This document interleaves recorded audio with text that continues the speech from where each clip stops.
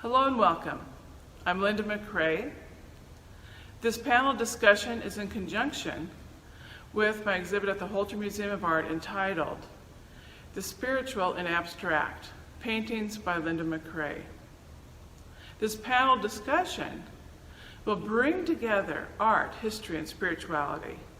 And we will be talking about how art and spirituality connect, the history of abstract spiritual art, how to convey the spiritual in abstract visual language, and so much more.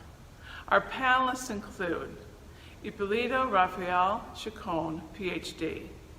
He is the Bruce and Suzanne Crocker Director of the Montana Museum of Art and Culture, and Professor of Art, History, and Criticism in the School of Art at the University of Montana, Missoula. He was one of my professors. In fact, he was on my MFA thesis committee. About halfway through my graduate studies, he asked if he could hang some of my paintings in his church. And when I saw him in a church, it was an aha moment. I hadn't thought of my art in a church before. Naturally, I was just going down the road that most artists do. Our next panelist is Reverend Edward Hislop, M.Div, M.A. in Liturgical Studies. Liturgy is a word used in some traditions that means the art of worship. Ed is the Director of Diocese of Helena Office of Worship, Chair of the Diocese of Helena Liturgical Commission, and Chair of the National Federation of Diocesan Liturgical Commission. Rafael will be speaking from the art perspective, Ed from the spiritual angle, and I will be sharing from an artist's point of view. Our moderator is Cara Ewing, VFA. She has been special to me all of her life. She is one of my daughters. So now I'll hand this meeting over to Cara. Our first question is for Ed. So Ed, how do art and spirituality connect? Well, let me begin by saying that today is a wonderful day to have this gathering because it's a solemn feast in the Roman Catholic tradition, the feast of the dedication of the Lateran Basilica in Rome, which is the cathedral church for the Diocese of Rome. That is the place where the Bishop of Rome is bishop, and that, of course, is Pope Francis. So that's it's a very significant day because that, if you've ever been there, that in itself is a work of art and expresses the depth of the mystery of God. You could spend an entire week in that building and not absorb it all. You know, the high altar in that building is said to be built over a wooden table on which Peter himself is thought to have celebrated the Lord's Supper with the Christian community of Rome early on in the life of the church. And I think that the introit for that day, or for the feast today, reflects, I think, in a very real way what we're all about here today, or this evening. It begins with the quote from Scripture, Revelation, "Behold, God's dwelling is with the human race." And that means that we discover God not in some lofty kind of place, but in what is most deeply and nobly and truly human. And that means our artistic expressions, the way in which we are, in the words of Isaiah, like God, we are the potter. We've become potters and clay, and we're all working in the continuation of creation. One of the hymns that's often used on that day, I think I'd like to just not sing it, but one verse of it it's a beautiful hymn, and it's often used for dedication of the church, and it's often sung at the Basilica. All space is holy, for all space is filled by thee. But human thought burns clearer in some chosen place, where by thy own words of love we are taught. Powerful, powerful words, I think, in light of that. So how does art and worship or spirituality merge or connect? Well, sometimes it's very hard to distinguish the two because both express the other and the other expresses the other in that sense. We begin with imagination. Within our worship within the Catholic community and most of the major Christian liturgical traditions, imagination is at the very core of that. And our primary focus of imagination for worship, and therefore for art which reflects the spirituality of faith for us, is rooted in the mystery of the Paschal mystery of Christ. That is the life, death, and resurrection of Christ.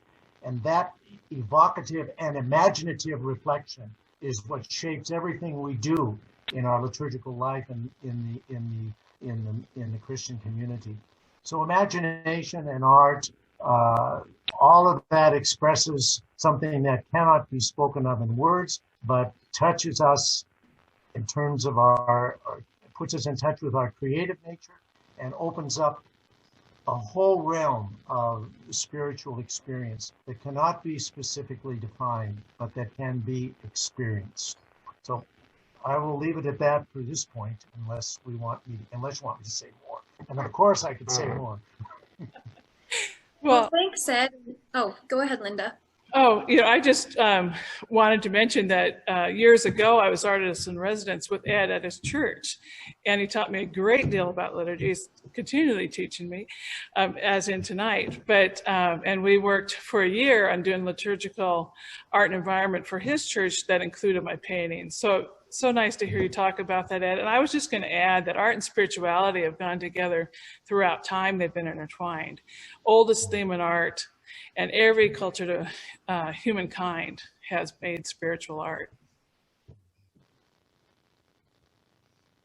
Thanks. And Rafael, do you have anything to add?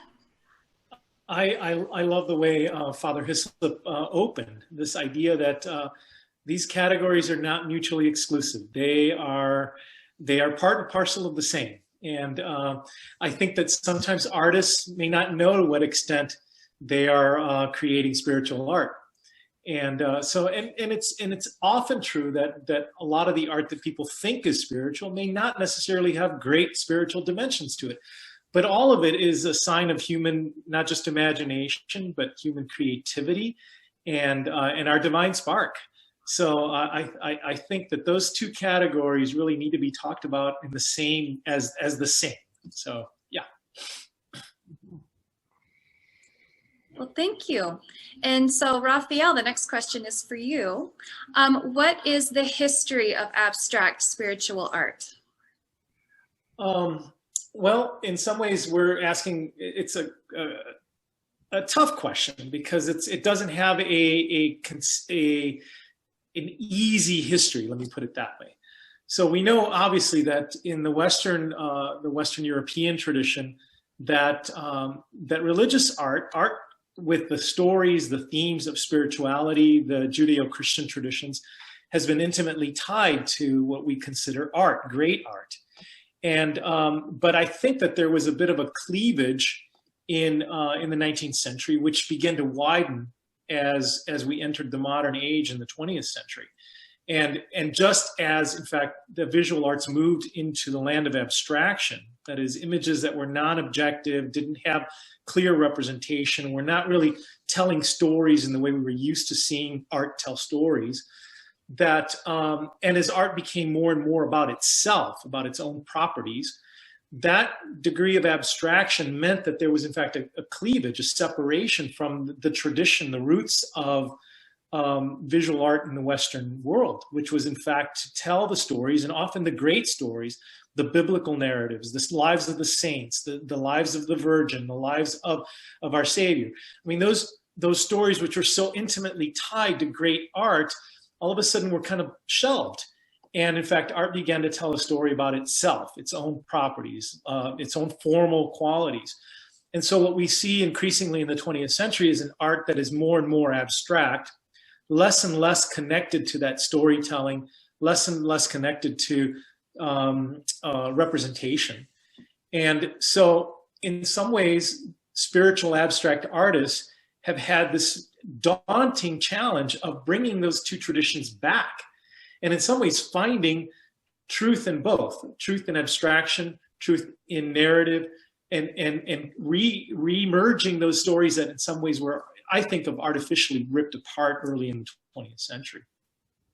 That's my sort of summation of that story in a nutshell. But we can talk more about that if you want.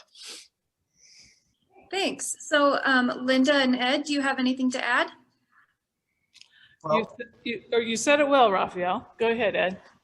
I would just add or say that I think that it's not an either or, but a both and in terms of the abstract and the what we might call realism or literal.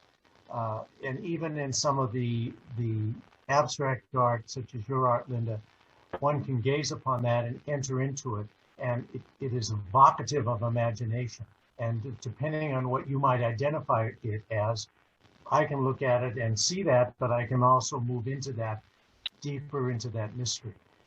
The same thing can be said, though, for example, the cathedral, the windows at the cathedral. Those are beautiful examples of very fine art glass, and they're very literal. And so you can look at them and you can just say, well, that's the Last Supper, for example. Or you can also go there and gaze into them. And even though it's the Last Supper, various experiences can come to a person by gazing into that. The light, depending on the time of the day. So even though they're one form of art, they also can they can flow into what we might define, or some might define, as more abstract, because it's literal, but then again, it's not, because you enter into it in a different way each time you see it, and they're living. So that's what I mean by say it's really both and in terms of our worship and our spirituality, and in terms of church art or being part of a liturgical space. Yeah, and I might add that it's actually a cliche, and it's false, that abstract art in the 20th century, in the modern age as it has come to us, that it was devoid of spirituality, that it was devoid of spiritual motivation, spiritual impetus, yearning, desire. In fact, in the early 70s, the Museum of Modern Art did a major exhibition that looked at the spiritual in abstract art. And what they told us was what we knew to be true, that many artists were not just spiritual individuals practicing church members, that sort of thing, but that a lot of abstract art was motivated by a desire to come closer to God, a desire to be to come up with more accurate representations of that which can't be depicted, which is spiritual realities. And so and that show rightly pointed out that people like Vasily Kandinsky in Russia, coming from the Orthodox tradition, believed that abstraction was a way to approximate the Godhead, to come closer to the spiritual reality and to God. And so there are, of course, literal representations, and then there are abstract representations. And I think that they both can lead us to spiritual truth. And so I think that, that we have sort of misshapen our notions of modern art as somehow devoid of it. Abstraction in particular, devoid of any content, let alone spiritual content, is really not entirely true. I think they both have had a very strong sort of dose of that spiritual desire and that yearning, that seeking. And I think that if one allows oneself to enter the work, then one can find truth in it as well. So I want to bounce back to Ed's comment about the stained glass windows. And I believe it was Vasily Kandinsky that talked about how he liked the feeling that he got when he walked into a church, not from the religious perspective at all, but that feeling. And that's what he wanted to convey in his abstract work. Yeah. It's interesting that we're talking about a Russian artist, because another great Russian artist from a completely different religious tradition is Marc Chagall, who was Jewish. And I think his work, which is in that sort of land somewhere between representation and abstraction, it rests very happily in that land between, is in fact full of that vivacity, the liveliness of the spiritual imagination. And he was an artist who lived in Orthodox Russia, in a Jewish community, and yet was able to kind of universalize this love of God and this expression of the beauty of life and the spiritual content of life through his own imagery.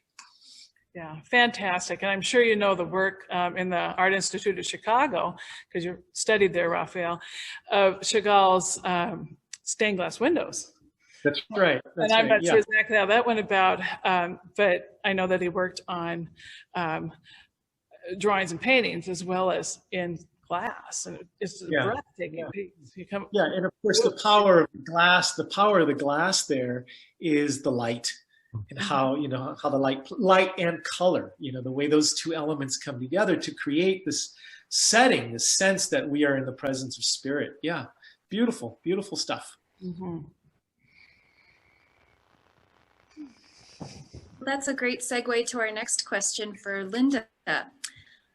How do you convey the spiritual and abstract? Well, there are so many ways that we can convey the spiritual and abstract. And I'll use the painting behind me as an example of a few.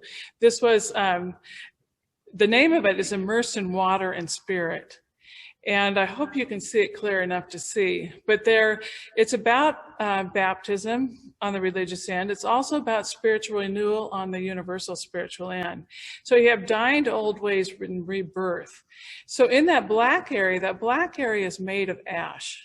I made the paint with a wooden charred stick, and went at it and chopped it up and then added the medium which glues it together to make the paint. It's a very rough texture, and so sometimes I use materials in an abstract way to express the spiritual. And I always use light. I always use the abstract element of light and dark, and there's I think which abounds in symbolism. And for me, I have light in all of my paintings, because that is how I image my creator. So in this painting here, you've got those two elements. And then you also have, you may not be able to see, I can't see it real well on my screen, but there's some white paint kind of in the background that I put on, and then I just smeared down. And that is just subtly water, earthly water. And then there are drops of gold paint everywhere, and I let some of them drip to express that spiritual renewal. And so that is a few examples on there. I wish I could show you a few more paintings, but there's all sorts of different ways. I also use sand from the River Jordan and Montana, mix it in as a symbol that we are on holy ground everywhere. So there are just a lot of ways to express spirituality with abstract elements. If I could just jump in here and characterize your art a little bit, I think that for me the most powerful element in your work is the idea of transformation. And if I just look at your work sort of formally, to me it's work about process. I can see your process. I can see your moves, your gestures. I can see the way you work with materials, and to me they're always in some form of transformation. And I think there's really no better metaphor, in my opinion, for the spiritual life, because it is about transformation. There wouldn't be a spiritual life without the sense of the human being encountering the divine, being changed by the world around us, by the Spirit. And so I appreciate the level at which your work is about that concept, that idea of transformation from one element to another, from one state to another, from one, just in a work, just in the painting that I'm seeing there. I see this gradation between light and dark, between what seems solid and what seems fluid. And those dualities and all the in-between, to me, is transformative. So I feel in some ways that's I don't know if that's an intentional strategy, but I see it there. Well, thank you. I like that insight. Can I just add something to that, or make a comment? I think that whole reflection also can be stated as a principle of liturgical celebration and an understanding of the liturgy of the church. Because everything that we use in the liturgy, water, oil, touch, bread, wine, movement, song, all of that evokes an ability to see ordinary things in a whole new way.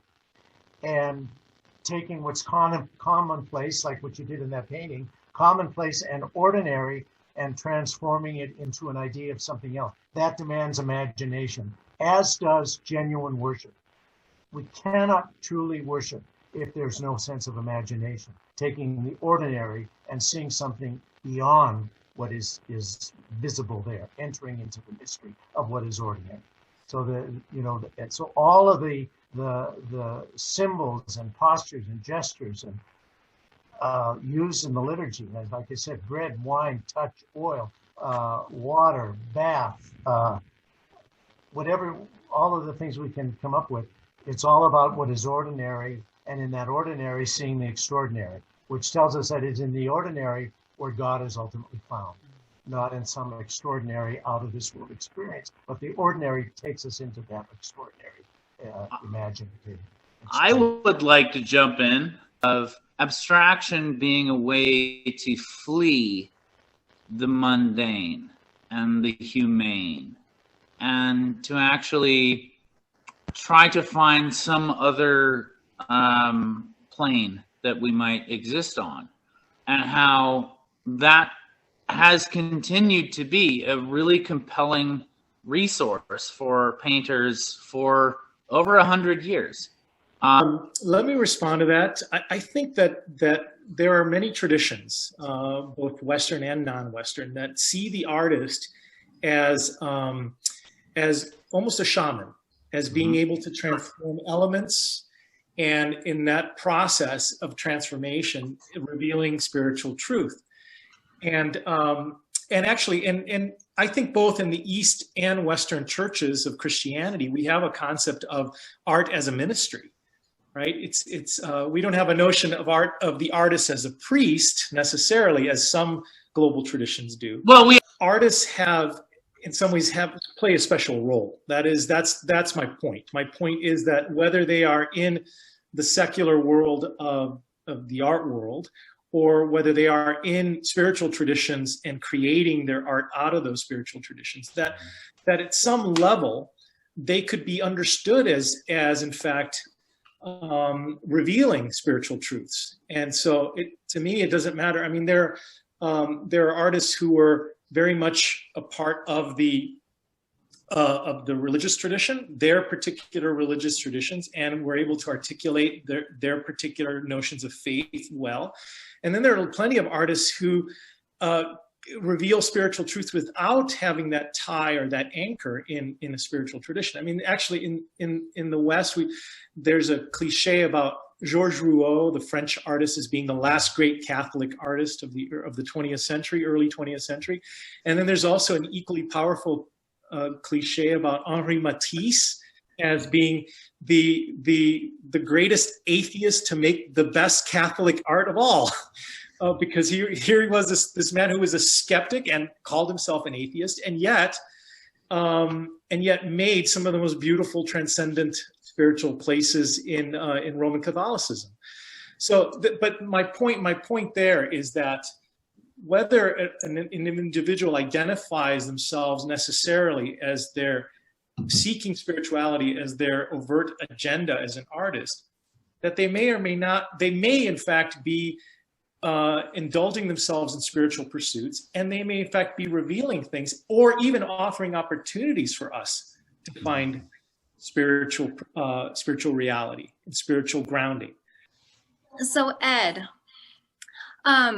does abstract art have a place in today's religion? And is it better for worship than other styles, such as realism? Well, immediately I would say absolutely. It does have a place in religion. It certainly would have a place in worship, as to all styles of art. There needs to be a room in our faith and in our church traditions for every style of art, both the traditional realism and abstract, and whatever combination of those things can be characterized. So, you know, for us, we might say that, to quote one of the doctrines of the church, God does not need our worship. We need to worship God, and we only have our own arts and our own styles of expression in which to celebrate. So every form of art can can have a powerful spiritual dimension to it. It can have a deepening effect on our own spiritual life. And it can certainly help reveal the presence, the abiding presence of God in what is both ordinary and extraordinary. So yes, any kind of art really does have a place in church, as long as it leads us to a deeper reflection of who we are and how we connect with God's mystery. So I would say yes. And the addition to that would be our goal within the normative Christian tradition is all of that leads us in some fashion into the primary mystery, which is the Paschal mystery of Christ, life, death, and resurrection, then and now, in the world in which we live, and how that's articulated, how that's lived out, how that's acted in the world in which we live and in the experience that we have. Beyond that, I would also say that there's no real word, a human word or art, that contains or exhausts God's mystery. But all words and all art forms can be used to praise God in the liturgical assembly. That's part of the teaching of our church, that everything has a place or can be brought in to reflect and evoke the abiding presence and the mystery of God in the midst of it. I like that idea because it's there are plenty of religious traditions that have restricted or narrowed the parameters, drawn very tight guardrails around artistic expression and how, in fact, spiritual truth can be conveyed. And but I like this idea that in fact faith can't be contained in narrow parameters, and that if indeed human imagination, human creativity are God's gifts, then the full exercise of those things is a marvelous experience. Absolutely, yes. Yeah. Yes. Linda, That would you does like mean to also add? that within our worship experience, we should never trivialize it. On the other hand, that everything should have a sense of being beyond itself or special. Everything that is seen and heard. The very liturgy itself in our tradition is itself a work of art. From the beginning, every element of it, from the gathering, from the environment, from the building, the light, the darkness, the water, the song, the proclamation, the vesture, everything has to do with the work of human hands. And so the whole worship experience itself is a work of art. And to some extent, that is in some circles, that's seen as a problem, that we need to get in there, do it, and get it done with, and the simpler the better, rather than letting the actual human experience open up and be uncontrolled. We like to control things in the church and elsewhere. In that same light, one of my favorite teachers, which is about 100 years ago at Notre Dame, always ended her class, and she was teaching art and liturgy. She always ended the class by saying, remember, we become what we perceive. If we see what is cheap and shoddy and uncaring, then we tend to become cheap and shoddy and uncaring. And she writes in one of her many books, our spirits cry out to be lifted up, consoled, joyously encountered by the divine, by the holy, and art helps that happen. As a matter of fact, it's only through art, in whatever form it is, that can happen. Thanks. All right. So our next question is for Rafael. What is spiritual art and what is religious art? Yeah, that's an important distinction. And I think maybe I answered it not knowing the question was coming up, but this idea that there's art that is that meets the needs of a religious tradition, that I think is religious art. It's art that's specifically made within the boundaries of a religious tradition. Spiritual art is much bigger than that, and to me, spiritual art, it's a little like what we were saying earlier, that in some ways all art has a spiritual dimension because it's created by humans who are created in God's image. And so I think spiritual art is in some ways the bigger umbrella. It's the larger umbrella. Whereas I think that religious traditions, and not to be disrespectful, some of them are exquisite. They're beautiful. They have their own rules and standards and guidelines and histories, long histories. Those tend to be narrower in some ways.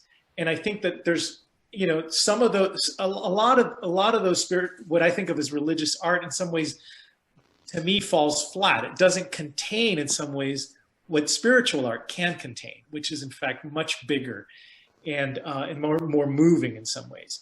So I think of spiritual art as found in many religious traditions and many artistic traditions, and what the thread that runs through it is the open heart of the artist, and the way that the elements can in fact move us beyond our narrow confines, our narrow boundaries. So I think of spiritual art in some ways more dynamic to me, although within religious traditions, following the thread of the religious arts is quite lovely and wonderful. I think, for example, like Islamic art, it has clear parameters depending on what country you're in or what region, but it has a long history. It has a certain loyalty to the faith and to the ideas of the faith, and it's coherent, and it's beautiful, and it's marvelous. But I think of that as one spiritual or one religious tradition within the whole idea of spiritual art. Does that make sense? Yes. Thanks, Linda and Ed. Is there anything you'd like to add? Well, I would, and this is probably a bit out of context, but when sometimes you speak about religious art, many people within within the church setting often define that in varying ways. For some people, religious art is going to a catalog and picking something out to hang in the church, rather than engaging an artist, rather than doing something that reflects the work of human hands. It's something that's made from a mold and run off on a machine or whatever. And that's a challenge that we have, from my point of view, in the church today. The call to the church is that we are supposed to be engaging real artists for even what we would describe as religious art. For example, an image of Mary. Well, you can go to any religious goods catalog and you can get somewhat decent ones. Most of them are pretty terrible, but lots of churches just go and buy them rather than engaging an artist. And they think that it's a lot less expensive to do that, which sadly for some people, that's the attitude. But that's a real challenge in the church today. So when we begin to speak of art in the liturgy or art in church, whether it be spiritual, and I think it always has to be spiritual in the church. It can't just be so-called religious art, although some so-called religious art can end up being quite spiritual and draw people into the mystery. But the tendency to go out and buy it from the catalog is pretty pervasive, at least in the Catholic Church these days, which is totally contrary to our tradition. But and if we have time, I'll describe an experience with that on another level, but later. But so I think that religious art in the church always has to be spiritual, from my point of view. So, Father, I want to hear the story now. Don't tease us. Tell us the story. It's just a story of the work that we did in Helena at St. Mary's, which is Linda's parish there now. I'll just do with the image of Mary that we had there. That's the patroness of the parish, and so we did some researching trying to find a artist that would do it, but we had some specific demands of that artist. Once we selected the artist, and it was Jerzy Knar. I don't know if any of you are familiar with Jerzy. He's a sculptor out of, I think he's in Chicago. I think he's still working. He's done some marvelous work.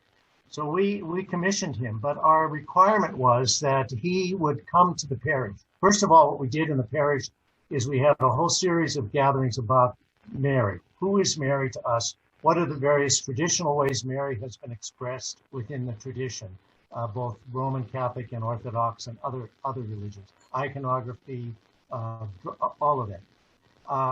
And then we set up a series of questions for people to dialogue with the artists, for people to say, who is this image of Mary going to be for us, who's the patron of our church? Well, there were 3 or 4 gatherings, and the artist came to each one and listened. And then he would take those ideas and he would craft some image and bring it back, and people would say, yay, nay, that's not what we're trying to do.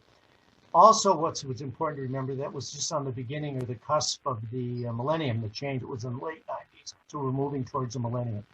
And basically what people came up with in their discussions with the artist was that we do not want an image of Mary that is so-called traditional. We want an image of Mary that is a woman of the new millennium, that she is a new woman. She's ascended to heaven, but she is with us now, and she's on the move, and she's pointing to the mystery of Christ. So if you've ever seen that image of Mary, she's a beautiful carved woman. Her hair is blowing in the wind. She's moving toward the altar, but she's planted on Montana rock. We went out and found this big boulder to put her on, and we wanted her to be accessible. So that image of Mary is, in one sense, a reflection of something that might say is real. I mean, it looks like a woman, but when it's Mary, it takes on a whole different dimension. So there's a spirituality that comes out of the people of that parish, but also out of the work and hands of the artist who was able to fashion that and shape that to reflect that experience. So it was, of course, and I always say this, if it's good art, it's going to be controversial. And so it was controversial among some people. Well, it doesn't look like any Mary we've ever seen. And then what happened, interestingly enough, in that parish is after I left and new staff people came, the old image of Mary that used to be sticking way up on the wall that we removed and sadly did not take away, ended up being brought in and put in the main gathering space in a place that was designed for Mary on the Journey, a work of art by John and Gus Swanson. That was moved and the old image was put there. But so, I mean, that's a combination of realism, if you want to call it that, and that becoming something deeply spiritual. And now even whenever I go in that church and even though I sit there and just gaze upon that, I mean, there's all kinds of other reflections that come in about who Mary is. The woman of today, she's on the move. She's not humble and simple and taking it from anybody. She is going someplace. And that was what people in that parish in those days, in late 90s, wanted that to reflect, because they were very into the whole issue of the role of women and who Mary represented in light of that. So it's a very powerful reflection. So that's one. All the other art in that church was done similarly. The windows, the font, the altar, everything was done with that ongoing reflection with the people in the church, in the parish, about what these things mean to you. But it was not just, this is what I like.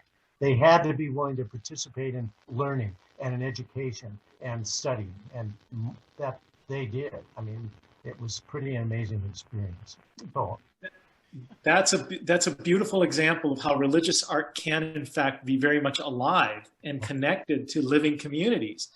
And I think, religious art gets a bad rap because it's conventional, because it's traditional, because it's the same imagery over and over and over and over again. And while that may be comforting, it's not an exercise in our imagination, our creativity, and our the ongoing gift of artistry among us. And so I think that that's a beautiful example of how you could have religious art that is full of spiritual life, because it serves and meets the needs of a community, that contributes to it, that embraces it, that creates it, that helps put it together, that makes all these decisions. That to me is a great example of how religious art can be the fulfillment of spiritual art. It's not simply, something that comes by rote or by repetition or convention or tradition. And, and in the industrial age, I mean, I'm glad you talked about how we think that it's cheaper to get an image because we can actually buy it, something that's been mass produced or whatever. but think about how disconnected that is from the life of the people, right? From the life of their spirituality. And so the model that you've given is a beautiful counter to that. So thank you. On the other hand, in that same church, if you walk in there at Pentecost, and behind the cross is this beautiful work of Linda's that hangs from floor to ceiling behind the cross there, reflecting Pentecost. I mean, I've been there and just sat there and looked at that and just gazed in it. And it's Pentecost. I know that's what it's supposed to be, but all kinds of other images come out, all kinds of reflections. That's much more abstract in one sense, but also very powerful and very welcome in that community, I might add. Well, thank you, Ed. And I want to add just one comment on Mary, that with the controversial Mary. At first, when I saw it, looking at from an artist perspective, you have her standing steady on that rock and her hair is blowing. And if you look at that from compositional or the artistic point of view, you might say, well, she should be moving. Her foot should be forward. There should be something going on for her hair to be like that. But it speaks so strong of spirituality when she is strong and sturdy and there, and then the hair is just blowing. I just love that piece. I'm glad you brought that up, Ed. And you notice that piece, the hair is blowing in the same direction that the wind in that part of Helena blows. Oh, that's new insight for me. And the same movement is seen in the hair of Jesus on the cross. If you look at that. You know, it's very deliberate on the part of the artist. It's interesting that this idea of wind as a sort of a symbol of God's presence. I wrote my dissertation, back in the Jurassic Age. But even then, when I wrote about Michelangelo's Sistine ceiling, and there are figures that are animated by wind. And, scholars have been trying to explain that wind. And to me, it's so simple. It's the presence of God. Right. And it's just simply symbolized by this moving force, this energy that sweeps us all, that it animates. And it also sort of moves us. It's really quite a simple metaphor, but an effective one.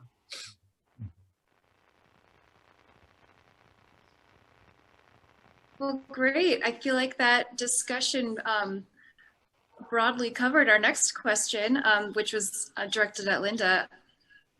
Can art be both spiritual and religious? Do you have anything you'd like to add? I will. Of course, I believe they can be both spiritual and religious. And in fact, my artist in residency here, that was the focus of what I was working on. I was working on a series of painting that I've entitled The Gospel Truths.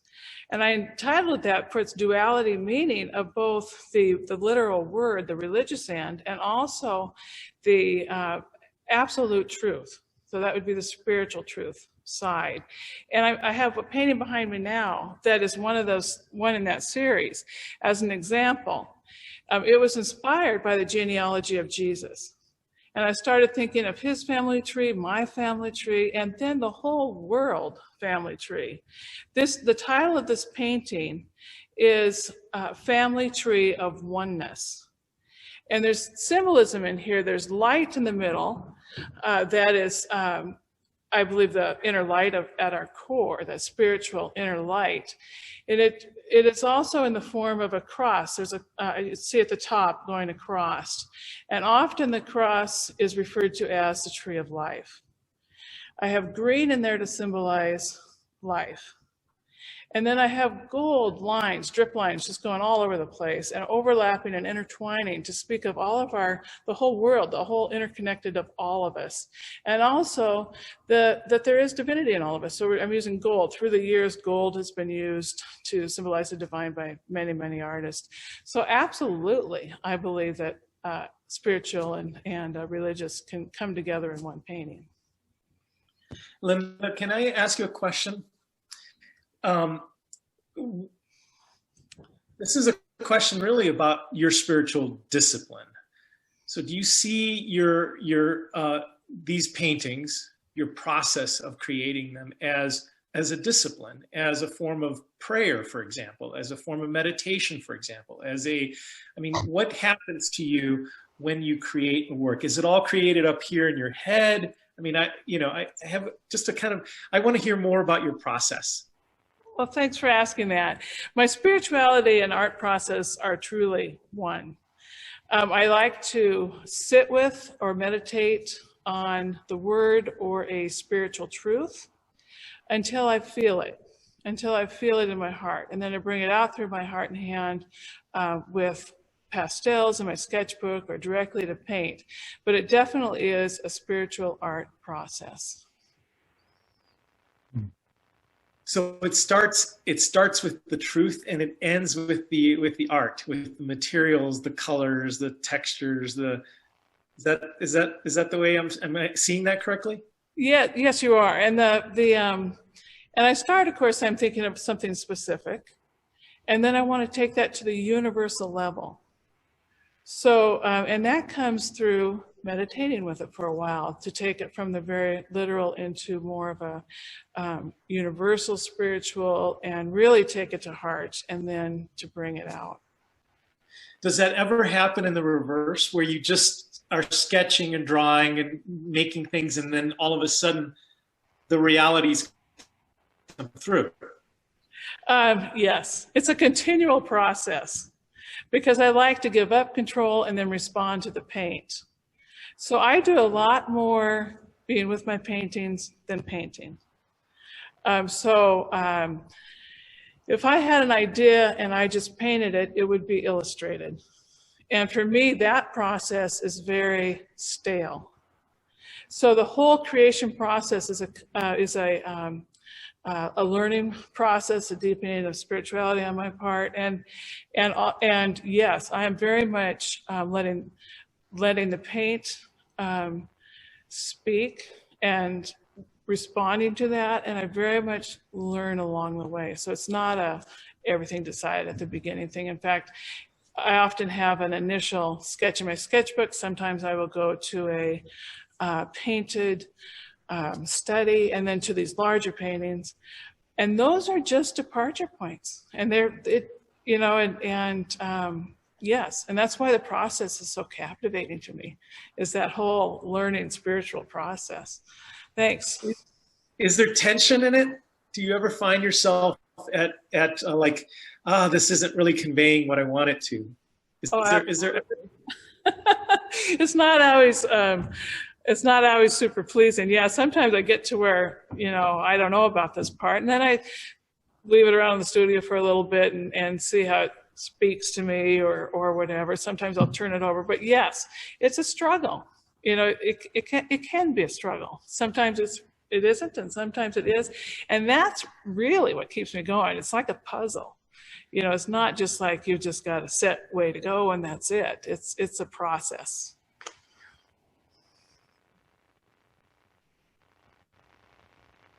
All right, we'll move on to our next question for Ed. How does one characterize the relationship between religion and art today? Does the church welcome contemporary art? Well, to respond to the last part of that question, yes, the church does welcome contemporary art. And the environment for art is, of course, a worshiping community, the place we gather, the assembly itself. And art demands that we open up all the symbols of our liturgy. And one of the basic fundamental principles of certainly Roman Catholic liturgy and the liturgy of the Orthodox Eastern Church would be a primary principle, and that is, in our liturgical assemblies, there's no such thing as a symbol being a sign of something. The symbol is the reality. So the gathering of the assembly is not just a bunch of people gathering together. It is the church gathering.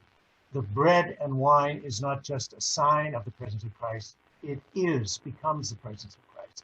The proclamation of the word is not just somebody reading a story. It is God speaking. And the response of the assembly is a conversation back and forth. So that in itself, the art of the celebration is itself contemporary as well as traditional. So you really can't enter into the worship experience without both. You can't just live in what once was, and we can't just live in what now is. There has to be that the fullness of the human experience, which means the fullness of then and now. So contemporary art is integral to the liturgy, as is so-called traditional art. But the primary art in the liturgy is the assembly, the gathering of the assembly, and the power and the simplicity and the beauty of the symbols that we use, which we believe become the reality. They're not just a sign of something, but they are the reality. But does that answer the question? I think I got off track. I think that answered the question. I think so. So Rafael and Linda, do you have anything you'd like to add? I can't add more to that. You know, the other thing I would say is that if we wanted to kind of define a little bit, any kind of art that's brought into the liturgy or the liturgy itself, whether it be song or graphic art or symbol or anything, everything it must be of the highest possible quality, the best that we can bring. Otherwise, it's not really appropriate. Quality can be grasped only when we're able to contemplate because of what's there. We can contemplate it. It speaks to the beholder, whether it's the bread and wine or whether it's a beautiful image of Mary or whether it's a beautiful weaving done by a weaver or the texture of it, or whether it's something similar to what Linda brings us and the work that Linda does. You enter into it because it has a quality, it's honest, it has love and care in it, and that it's appropriate. I mean, there are some things that aren't appropriate in our gathering, perhaps. I could tell a story about that years ago, but I won't get into that. But basically, it can't be anything trivial, cheap, shoddy, pretentious, pretending to be something that it is, or superficial. And those are sometimes difficult to discern, but that's the goal of trying to determine that. The art always serves the liturgy, and that, in the sense of, opens up the fullness of the mystery of God and is able to express the abiding presence of God in the life and in the spirit, in the hope and in the longing and in the struggle and difficulty of the assembly of the church. Basically, what the church teaches is that art is integral to the liturgy in its varying forms, depending on the circumstance, the time, the season, the year. But it's always got to be appropriate. I remember one time years ago, speaking of what's appropriate and not appropriate, this was in Butte at St. Anne's, and I don't know if you've ever been at St. Anne's Church, but it's huge. And it was built in late 60s, I believe. And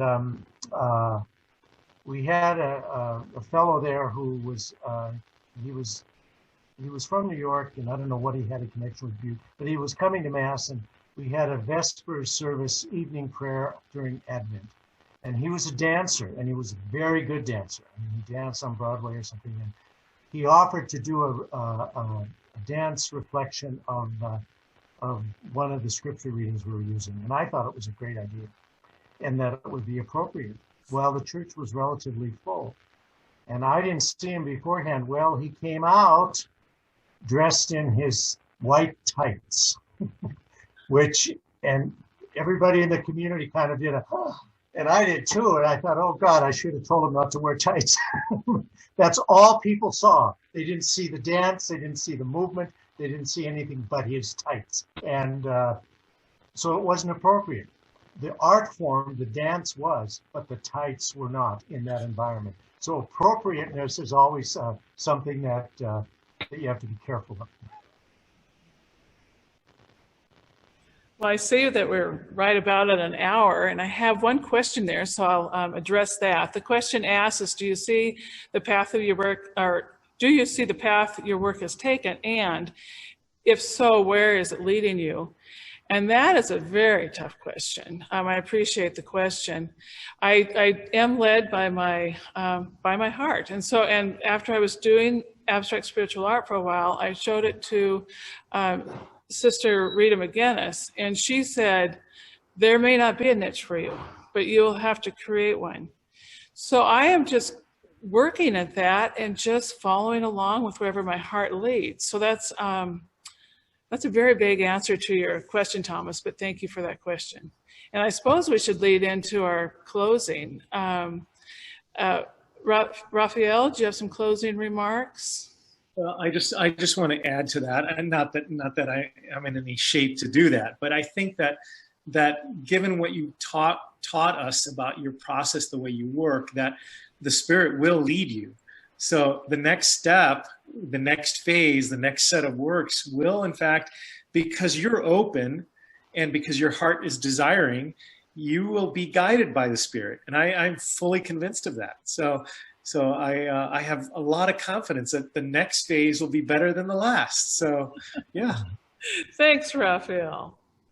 Yeah, and Ed, do you have any closing remarks? Well, I'll just close with a little story that kind of reminds us to keep our eyes open for what is most basic, simple. There's an old story told about a mother who was very anxious.